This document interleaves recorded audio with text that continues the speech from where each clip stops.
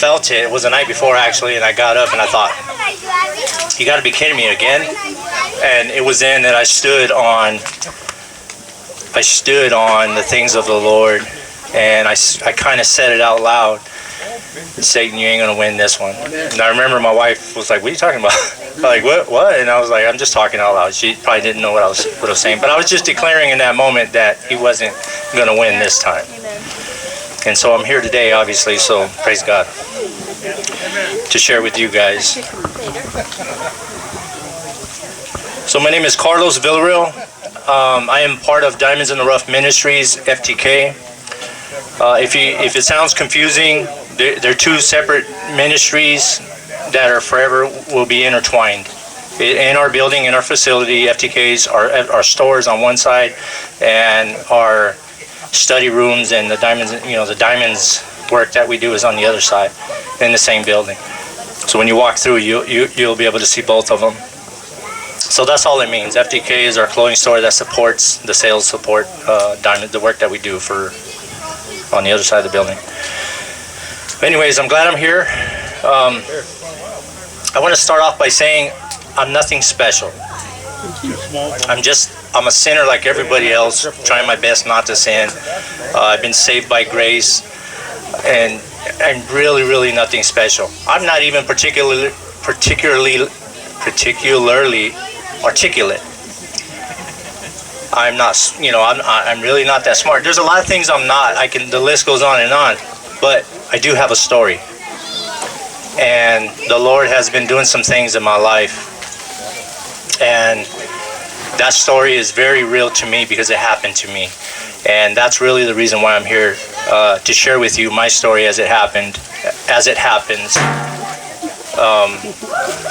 Being saved by the Lord and getting my marching orders and standing before you today. I'll try my best to walk you through it. I'll give my testimony, and then I have a very small teaching. I'll do my best to tie the two in. I was praying particularly for this church and this event, and the Lord gave me a very specific word, so I'm going to share that with you. So follow along with me. I'll start with my testimony, and you'll hear me say one line, one phrase a lot in this particular setting, because I think it's going to be easy for me to tie it in to what we're going to talk about afterwards. But the Lord has a plan. The Lord has a plan. That's what you're going to hear me say a lot, and so here we go. My testimony or my story goes like this. I'll try my best not to cry. Born and raised in Phoenix, Arizona, to a broken family, a drug-using family, mother and father. I grew up watching them do drugs. Said to myself, I'll never do that. But God has a plan. Coming out of that childhood, my father was in prison, and he sent for me because mother used to whoop up on me all the time, and I was just really little, probably 10 or 11. Couldn't go to school, black eyes, messed up face, and stuff like that. That was part of my childhood. Anyways, my dad sends for me from prison to his mom, my grandmother, who came and got me, or asked for me. She asked my mom, I'll never forget the day, can I have him? She said, yes, take him. So I went with her and moved to a different part of Arizona, where when I got there, the gang life was very prevalent. It was very alive, much alive, and without hesitation, I quickly entered that lifestyle. She was raising me, and she raised me, from that time on. But it was a kind of love for a son or a grandson that didn't see any wrongdoing. So I navigated that, and I used that to my advantage. She had that type of love for me that just, I couldn't do any wrong in her eyes. And so living with her and growing up in the gangs, everything that lifestyle carries, committing crimes, getting drunk, getting high and all that. I lived that for, from 12 years old probably to 17, 11 to 17. I can't remember exactly, but that eventually would lead me over, would carry over into my adult life, which got me 15 years in prison at 17, 18. And so entering prison, but God still had a plan for me. I just didn't know it yet. And before I move forward, I think it's important to note that my grandmother was a very, very devout Christian woman. And it was her that when I would come home after a stint being out on the streets, she'd always grab me. And I remember I used to feel like, man, I don't even want to walk past her door because I already know what's going to happen. Mijo, let me talk to you. Let me pray for you. So I tried to avoid it at all costs, but we live in the same house. How much can you possibly avoid that? So out of respect for her, I would listen. And this little woman, for years, prayed for me. For years told me, you will be a man of God one day. She spoke life into me when there was no life to be seen. Now, this is important because this would carry on through my adult life and in my prison, being on the yard, being in prison. When I got there, I also flourished in that gang life that's inside the walls, inside the prison. 15 years is a long time. And I did it well, if I could say. I did it to the best of my ability, which was total chaos, total violent, total me serving another God. I served a God that required violence, that required me to spill blood. And if I couldn't get to somebody, I would spill my own blood just to please this God. And I'd done that for 15 years. With one little lady showing up at least twice a year, looking through the glass, putting her hand on the glass, telling me, you don't see it yet, but you're going to be a man of God. God had a plan. I just didn't see it yet. So of course, I would listen to her, and then, because my love for her, and out of respect for her, I would listen to that. I listened to that throughout the years, and she was the one constant in my life, always praying, always speaking life into me, telling me, you're going to be a man of God. You're going to serve God one day. She also said you're going to have a Hummer one day, but obviously I don't have that yet. But I do have a nice truck. But anyway, living that lifestyle for that long, it does something to you. Spending so much time in solitary confinement and just being, it does something to you mentally. It makes you almost animalistic, almost savagery. You know what I mean? That's the best way I can describe it. I couldn't be around other people. I couldn't. So I spent a lot of time in the hole, in there. But never once did I ever stop to think about Jesus. In fact, there was Christians on the yard that I actually used to persecute. That was part of our program. You're hiding behind the Bible. You're weak, is what they would say. And I think about the apostles in the Bible and what they went through, particularly Paul being a Christian murderer, and I'm like, that dude is just like me. I didn't know it yet, but God had a plan. Even all that time I spent away and doing all those things, the Lord had a plan for my life. In the midst of all that, I picked up a heroin habit inside the walls, inside prison, and I brought that addiction out with me. And on the outside, it was more readily available. It was bigger amounts, cheaper. It was all these things that drug addicts love, if I can be honest. And so and getting out of prison, I went back to my grandmother's house because it was the only place that I had at the time. And she was still the same way, still praying over me. After all the years, she's a lot older, I'm a lot older, and she's still telling me, you're going to be a man of God. So I'm like, this is crazy. Either she's crazy or something, But the Lord had a plan.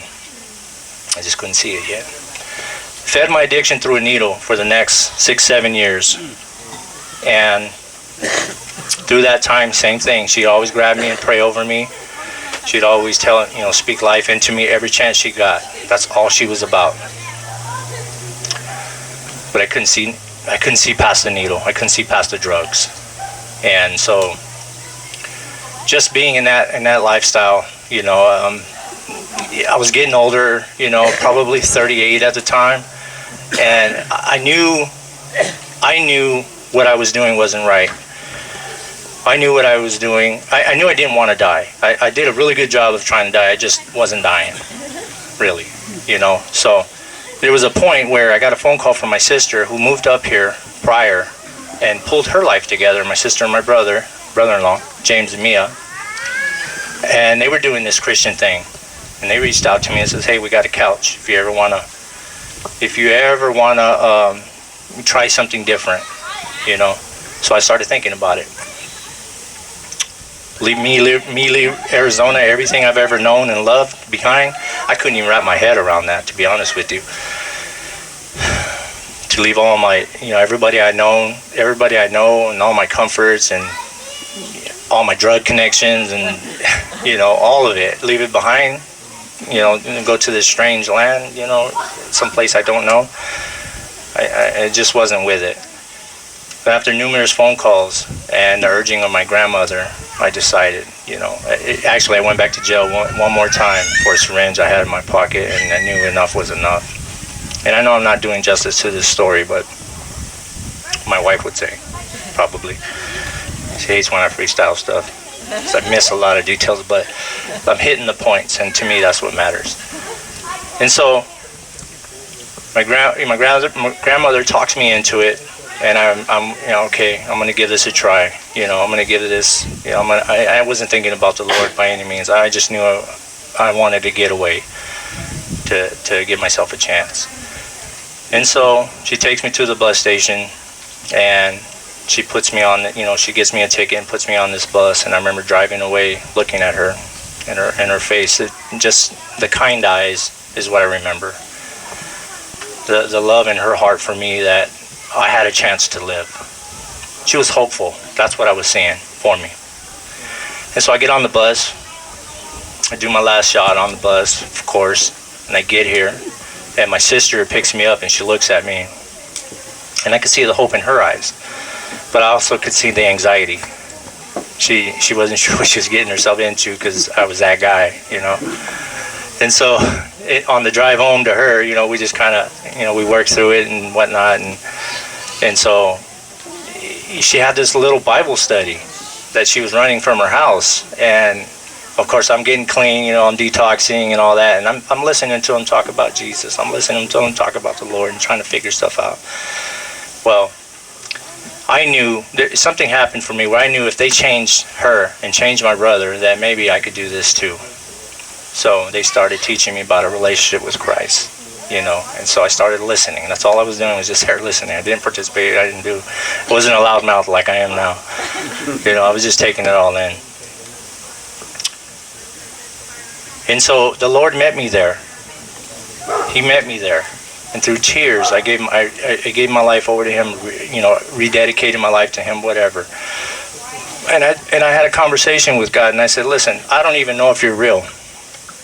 I don't know. I just know I need something. I need someone to help me through this. I'm coming out of a lifetime of turmoil and drug use. I've served other gods, but I want to try you. And He met me there. And Him and I made a deal. The Lord and I made a deal. 1 year. I'll give you 1 year. Of course. Everything's a deal when you start, I'll give you 1 year. I won't fly off my rocker. I won't, do nothing crazy to see what you can do in my life. And He did. He did that. Now, I'm not saying it wasn't hard. There was times I wanted to come back. I used every excuse in the book, but this Christian little lady, my sister, would talk me out of those times. Just keep going. She would encourage me. She had the Father's heart, and so did James, which we'll talk about in a second. Because they were in my life guiding me at that time, I was able to push through. And I watched the Lord start rebuilding my life literally when I started taking Him seriously.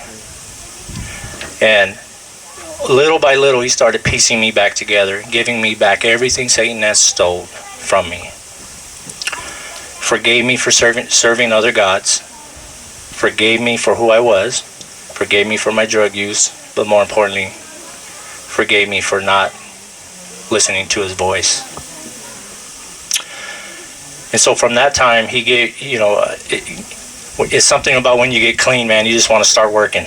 You know what I mean? Like, you're excited.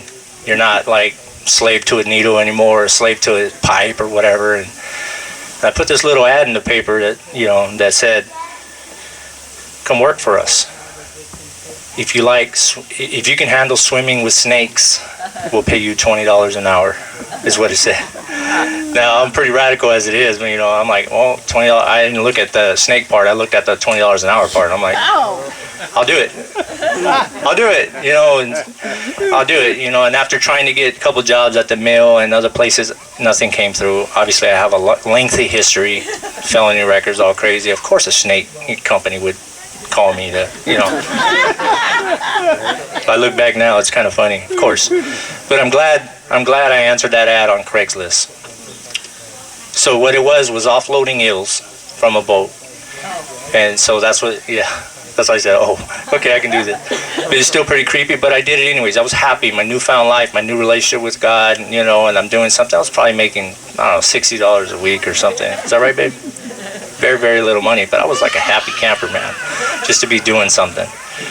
I've been tied to my sister and James's hip for the past 6 months at a time, and just trying to show them that I was serious, So getting away from that was awesome at the time. So I started doing these offloads, and from that offload, my work ethic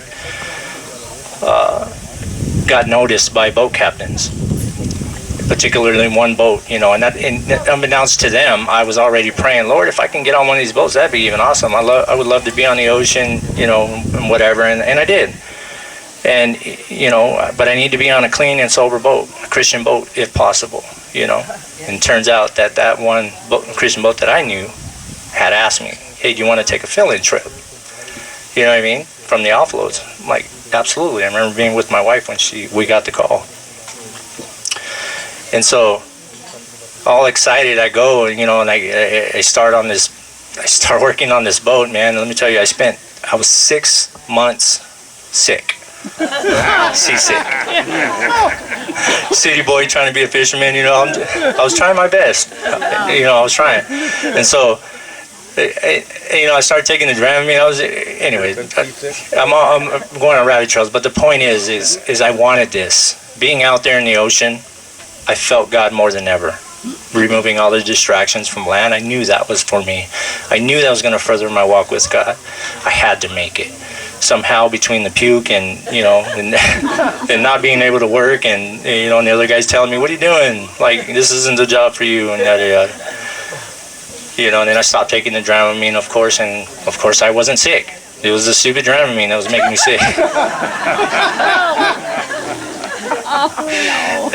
Hey, nobody was teaching me anything. I was kind of winging it and learning it on my own, But anyways, I remember that day. I was so happy.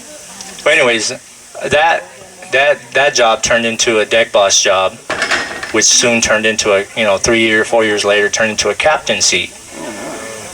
Only God can do something like this, right? But he had a plan this whole time. I mean, it wasn't that. That's why I mentioned he had a plan. You think life's great, I'm being blessed, woo, I'm in the Lord's will. It was never that. There was a different plan for me entirely, and I'll get more to that. So I'm working, being a captain, talking to the people about the Lord, my guys on the boat about the Lord, and mind you, I'm probably 4 years into it now, fishing in my career. And Sister Denise back here that you guys met, hey sis, I'm going to talk about this, okay? Her husband is Josh Porter, who passed away on our jetties some years back now, a couple years back.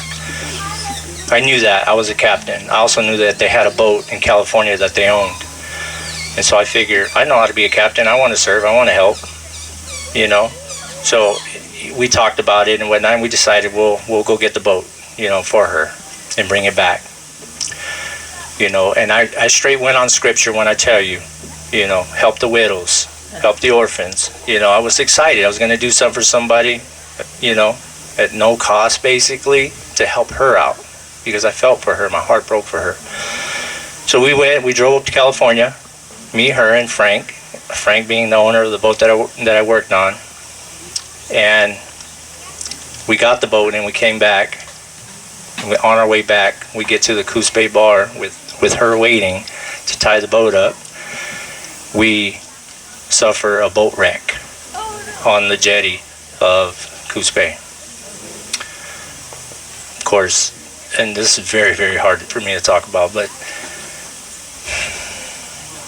it was in that chaos, hanging from the side of that boat. The water already had taken Frank, and he went under. I thought he was dead. I thought I was next.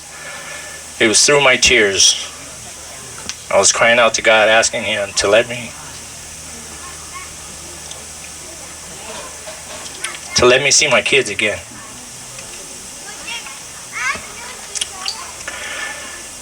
And so there was a moment where the boat was tipping over and there was nothing we could do about it, right on the tips of the mouth, and it was just black except for the lights upside down, and it was a point where I had to let go. Now this is huge for me. I was on the side of the boat was flipping over, I had to get off or I was going to be crushed. So I prayed to God and I let go. And, for the next 15, 20 minutes or whatever it was, it's just a blur to me, just kind of fighting for my life and trying to stay above water and couldn't grab anything. And I feel like the Lord saved me. Like literally saved me. Like one wave coming out of nowhere set me on a rock that I could actually grab. And then having to go back in the water to get Frank because I could see his lifeless body floating around, and I was like, I don't want to go back in the water, but how am I going to explain this to everybody? So I crawled back into the water and I grabbed Frank's lifeless body and just wedged myself in between some rocks and just let the waves beat on us. But I had Frank in my arms.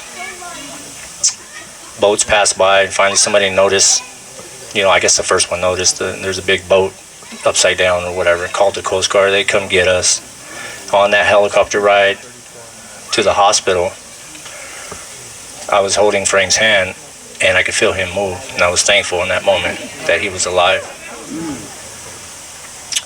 And so we get off the airplane, of course. We get off the helicopter and get put in an ambulance, and I see her running 100 miles an hour towards the back of the ambulance, and all I could tell her was I'm sorry, because I knew my life had been spared again, and I also knew that she lost her husband, and then the boat that he owned. And my heart broke for her, not so much for my own life, because I knew I was good. But she ran up there, and what she told me was, I'll never forget it, I just need to know you're okay. I couldn't do this twice. And I told her, I'm okay. We're okay. So, the point of me saying that, God had a plan for me, for my life. I'm at the top of my career making stupid money, take care of my family really well, and the Lord's like, listen,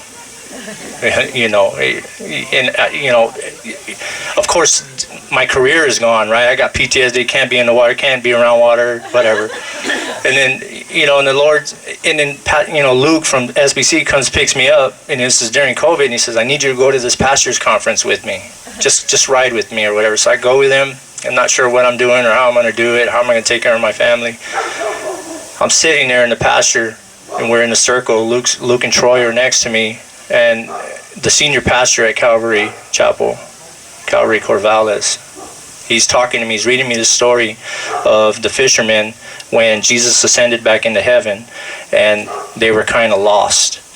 So naturally, they went back to fishing, what they were good at, what they were comfortable with, because they were unsure at that time, if you know the story. Well, I couldn't do that per se because I had PTSD. I didn't want to be around water, or anything. It was in that meeting, and we were praying when he reads that story to me, and then tells me, do not go back to, he goes, I don't know you, I don't know your story, but the Lord wants you to know not to go back to your nets. And don't be afraid to put 2 feet into ministry at that time. I received my marching orders, right? But I still, naturally I walk away from that thinking, man, I still don't know what to do when he's just told me what to do, trying to fix stuff on my own or whatever. You know how we do it. And so I look over at Pastor Luke and Troy, and both their mouths are wide open because they know my story. They know why I'm there, but this guy doesn't, so it's from God. It wasn't scripted. It wasn't any of that. So, okay, cool. I get back home. Soon after, my brother and my sister moved here from Arizona again. The same ones whose couch I slept on in the beginning. They had moved back to Arizona, and then they came back. Helped them start up a construction company, cutting edge contracting, and worked with them, helped them build that company for a year until things were going smooth for them. But this whole time, I was already getting calls from guys. Hey, I need help. I need a detox rehab. The whole thing, right? I'm leaving job sites to go, just to work with guys. I knew the calling was there, and I could feel the Lord nudging me. But how long are you going to keep? How long are you going to keep trying to, do it your way?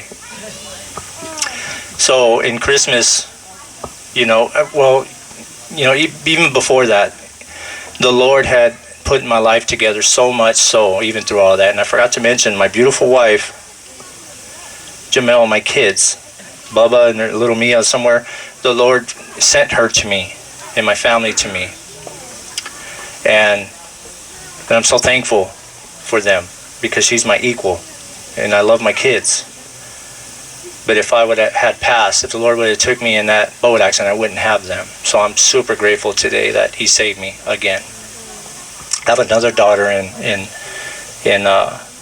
Arizona that I had before I got here, and he's even restored that relationship with her. Now we're in each other's lives as well. But anyways, I didn't want to skip over them because they're the most important things to me. They're the most important people in my life because I can't do what I'm doing now without her. She gets my back in everything I do, and she covers me. I'm thankful for you, babe. I love you. So, we started the construction company after a year. Everybody knew what my calling was at this time. And so at Christmas time this year, we decided to move me full-time into ministry. And that's what we done.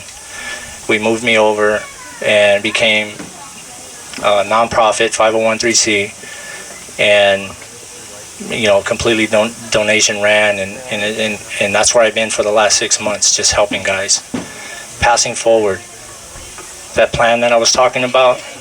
This is the plan that he had for me. The plan from the very beginning, when nobody could see it, when I couldn't see it, he had to get me here to this point for this ministry, to reach out, to use my story to touch others. And yes, this is what I look like. There's no zipper, in case you're wondering. Can't take the suit off. God takes your mess and uses it for his message, right where you are. And I hope that through my story, that it would bring hope and encouragement. Maybe it's somebody you love. Maybe it's somebody in your life you think it's impossible for them. Speak life over them, just like Grandma did for me. Don't lose hope. Continue praying for them. Because even though they can't see it, you can see it. And God sees that you can see it. And he'll move some stuff around. Because he's also got a plan for their lives. Like he has for my life. And it's so funny about testimonies, because they happen every day, right? Like I just gave you the short version of my life. I gave you the short version of my life and what the Lord's doing, has been doing in my life. But every day the testimony is being written. Every day you can turn the page and start a new page. And I'm so thankful that God's seen somebody like me in my mess in all my baggage that I brought, he didn't see any of that. He seen the heart of a boy who wanted to live. He's seen the heart. He's thinking kingdom mind, thinking of the kingdom. I can use that. I can use who you are. I got a whole nother plot of people that need to be touched, that can only be touched by you because of your story and how you look. And I step into that. Okay, Lord, use me. You got my attention, use me. And that's what he's doing right now. And that's why I'm here. Doing things like this. Talking to you guys, giving hope, giving encouragement, spreading the love.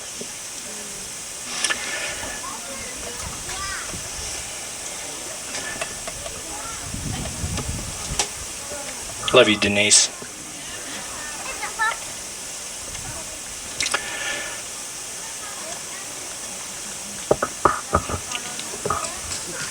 So that's a short version of my story. The word the Lord wanted me to give you guys, or to talk about, is the Father's heart. Now, this is pretty important because if we're here, we believe in Jesus. I believe everybody here, whether we think about it or not, we have to think about his heart, his intentions, his love for us, what he's done for us. So what is the Father's heart? And I'm going to talk about this a little bit because I know in my heart that if we don't chase after the Father's heart, or want the Father's heart for ourselves, or think that we can't have the Father's heart, I'm telling you right now, we should have the Father's heart. You should want that.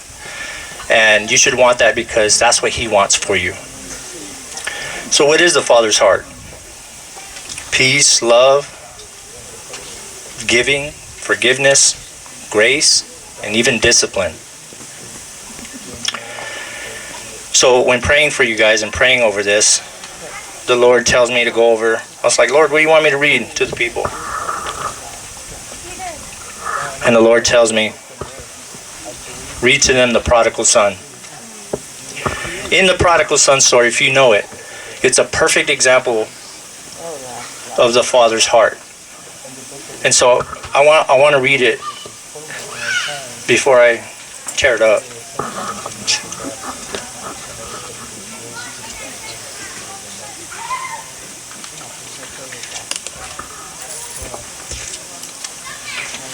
Of course, I'm wrestling with God, saying, prodigal son, Lord, really? Everybody knows that. Just read it, he says. Okay, I'll do it. Luke 15. Luke 15, 11 to 32. And it goes like this. Now, when I'm reading this, I want you to notice the Father's heart. Look at it from that lens. Because this is his heart towards us, particularly the lost. Verse 11 goes, to illustrate the point further, Jesus told them this story. A man had two sons. The younger son told his father, I want my share of your estate now before you die. So his father agreed to divide his wealth between his sons. And a few days later, this younger son packed all his belongings and moved to a distant land, and there he wasted all his money in wild living. About the time his money ran out, a great famine swept over the land, and he began to starve. And he persuaded a local farmer to hire him, and the man sent him into the fields to feed the pigs. And the young man became so hungry that even the pods he was feeding the pigs looked good to him, but no one gave him anything. And when he finally came to his senses, he said to himself, at home, even the hired servants have food enough to spare, and here I am dying of hunger. I will go home to my father and say, Father, I have sinned against both heaven and you, and I am no longer worthy of being called your son. Please take me on as a hired servant.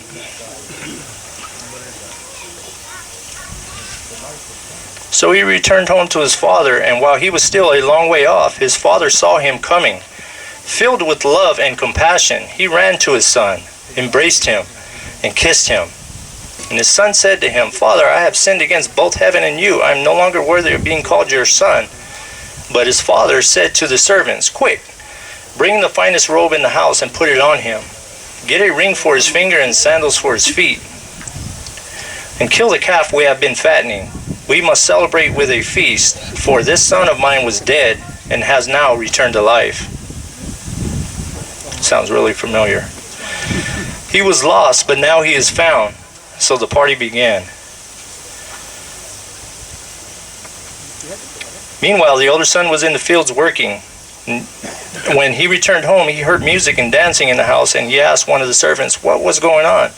Your brother is back, he was told. And your father has killed the fattened calf. We are celebrating because of his safe return. And the older brother was angry and wouldn't go in, and his father came out and begged him.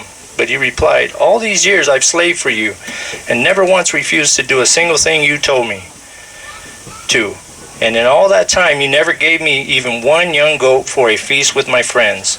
Yet when this son of yours comes back after squandering your money on prostitutes, you celebrate by killing the fattened calf. And his father said to him, Look, dear son, you have always stayed by me, and everything I have is yours. We had to celebrate this happy day, for your brother was dead and has come back to life. He was lost, but now he is found.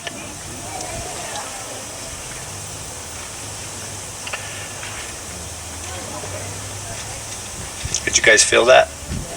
The Father's heart. That's the Lord's heart towards all of us. It doesn't matter what you've done.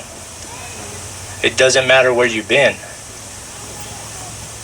He don't see, he just happy to have you back. He's waiting for you to come back.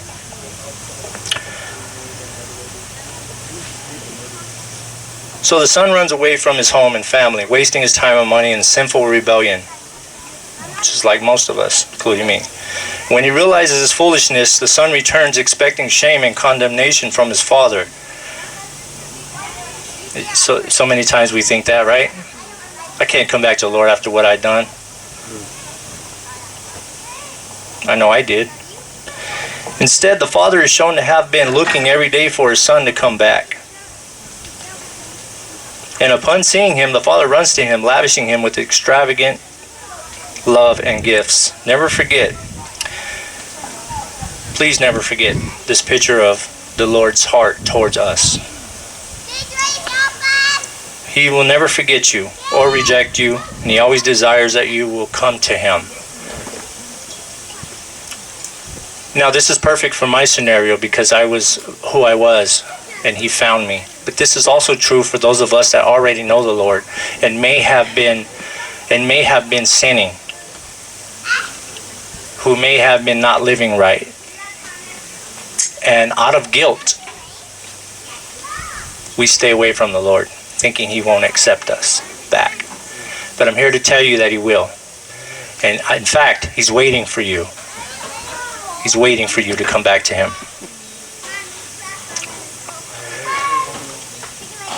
And that's the Father's heart towards us. Make no mistake about it. I don't care what you've done, he'll be there. All you need to do is ask for forgiveness and you got it.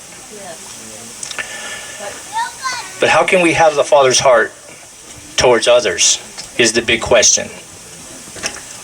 How can we have the Father's heart towards others? In other words, how can we be loving, giving, and offer forgiveness and grace towards others? Because that's what the Lord would do for you. We should do for others the same way.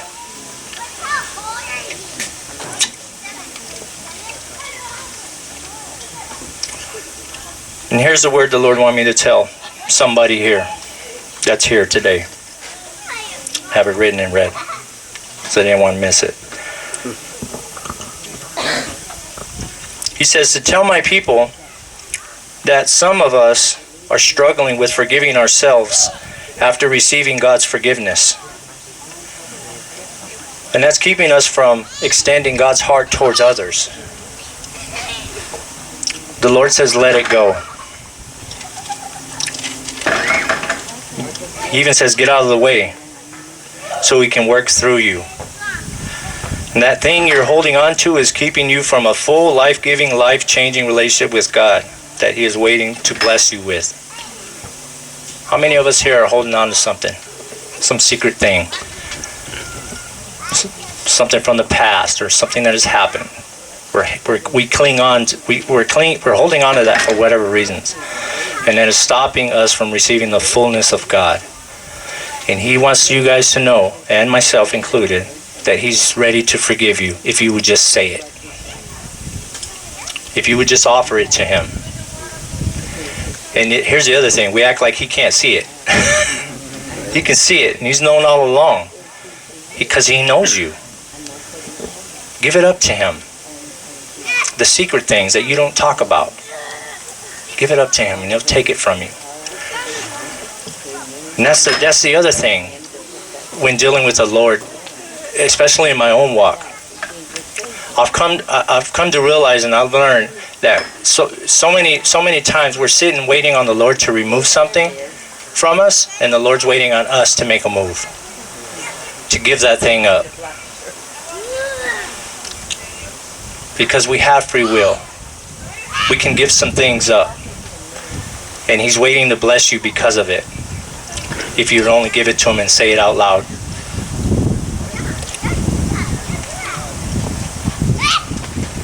That was the best. When I received that part, I'm like, man, that's me all the way. That's me all the way. Lord, take this from me, take this from me. And the Lord's like, really? Why don't you do a better job? Why don't you make better decisions? And I'll bless that. You know what I mean? All right, Lord, give me the strength to take care of this thing. Is an even better prayer. I'm not saying he can't take it away, because he will. But sometimes we're waiting on him and he's waiting on us to do something about it. The heart is the central part of a person. The heart is the very nature of a person. And to know the heart of someone is to know the innermost character, feelings, or inclinations of a person. I cannot think of a more powerful depiction of God's love for us than Jesus stepping off his throne to humble himself, take on the flesh, and dwell among us. He came down to us perfectly. The fact that he comes down to us perfectly demonstrates his grace and desire to meet with us, to be with us. And another powerful, and in fact, the very reason we're even alive and talking today is the sacrifice that Jesus had made for our sakes. The heart of God the Father was to send his one and only Son,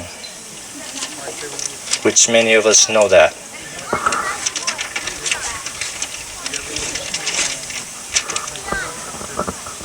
We know that, but I'm not sure that we truly feel that. This is a dad giving up his boy for our sakes. It's the very thing that drives me. You do that for me? You did that for these people? Like, we don't even deserve that. Why? Because he loves us.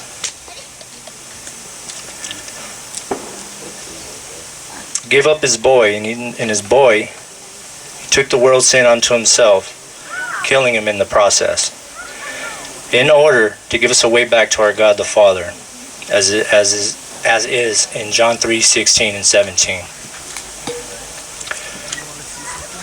And Jesus, being in one accord with the Father, willingly accepted this task because he loves us so much. This is the Father's heart.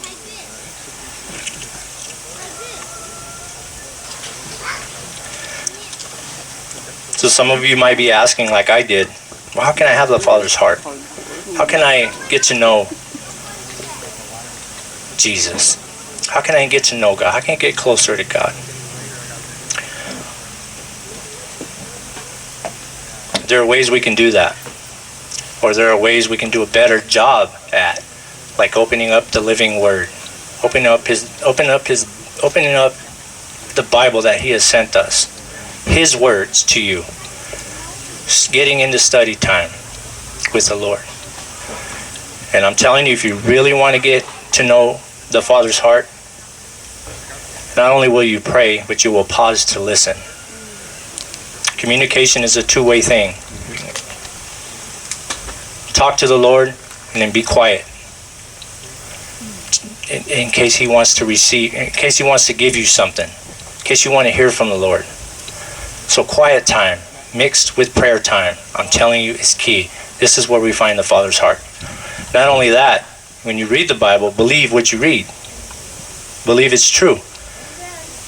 Whether it fits you or not, whether it fits your comfortability or not, believe it. If it's going to change something, God knows what's best for you and for me and for all of us. His heart for us is to give us the best life possible. His heart for us to give us life and life abundantly. In case we forget that. His will for us is to have a relationship with him. So, I think some of us, including myself, tend to take that for granted. And what I mean by that is we get caught up in our busy lives and we kind of put the Lord on the back burner. We believe we got our ticket in, you know what I mean? And for some of us, that's enough. Some of us, that's enough. But I'm telling you right now, like responding to the work, to what Jesus did on the cross for your life, we owe more than that. We should be coming to him daily.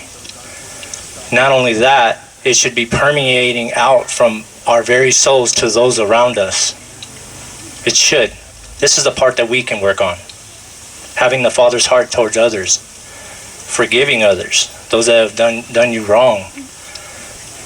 Maybe it's somebody you have wronged. Forgive. Show grace. Show love. That's what Jesus would do.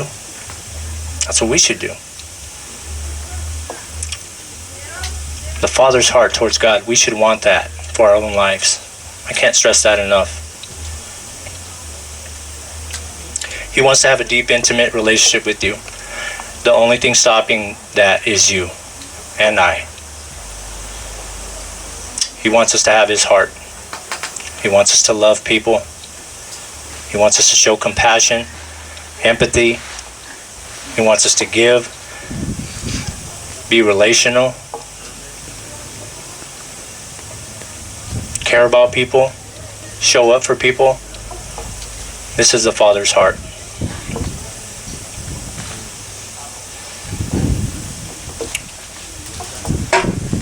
And I'm super thankful today that I get to stand up here and share some of these truths with you guys, because I am the prodigal son. And so are most of you. We were all once lost. And we're found now because of his grace for us, his love for us. And I praise God for that. But the same goes for that lost person in your life that you guys know. That one person you've been praying for. The Lord's love is for him too, or her. But if we don't give them that love, how will they ever know? Like little grandma praying over me my entire life. Made absolutely no sense. But she knew. Because she was spiritual. She was connected. If I speak enough life over this boy, the Lord would have to listen to me. And he did. And I thank God for my grandmother in my life. I got a chance to see her, by the way, before she was dying. She was passing. And I flew back to Arizona for the first time ever after some years. And I got to see her. And she looked at me. And she just had this peace on her. It's almost if to say, now I'm ready. I've never seen anybody so happy pass away before. Because she got to see one of her long time prayers answered. That's why I showed up, so she could see for herself. Your prayers worked. Something about a grandma's prayer, man. For you grandmas that are out there. Keep praying, keep covering, keep hoping, keep speaking life. The Lord hears and the Lord will do. for you what he's done for me. Like I said in the beginning, I'm nothing special. I'm special to the Lord. So are you. So is that one person you guys been praying over. Keep it up. Keep doing it. I want to encourage you guys. I'm living proof. I have other guys that are around me that are also living proof of it. What the world has deemed useless, the Lord says I can use that. Gangsters, drug addicts, whatever. The Lord can use it and will use it. Activate some stuff with your prayers. Don't give up. Keep praying. Keep hoping.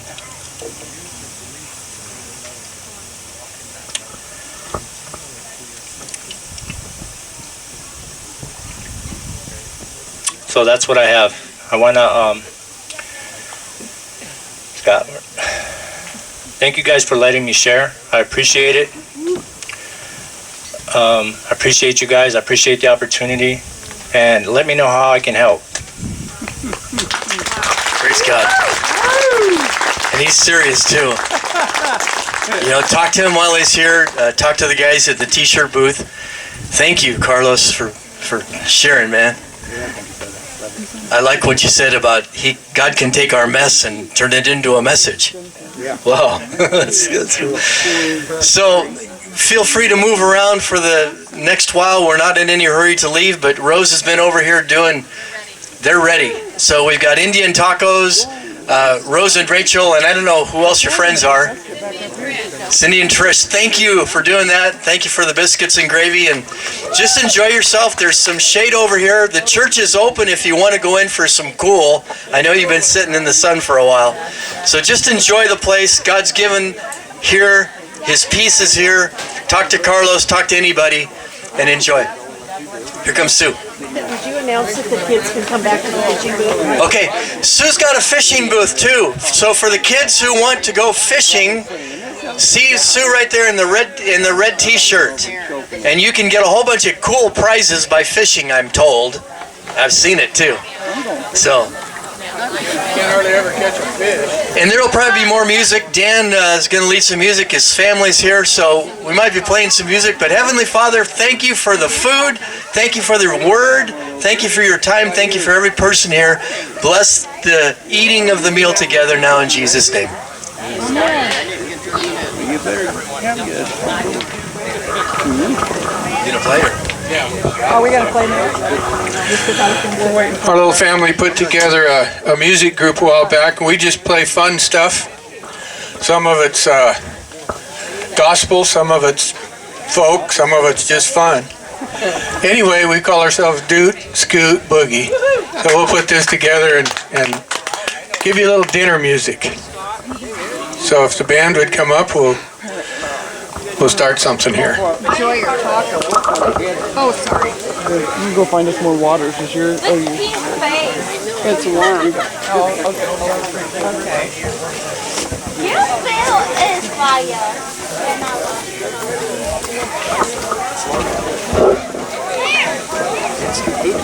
You bring your bass, Steve? No, Dan, I never practice this at all. But I promise you I will.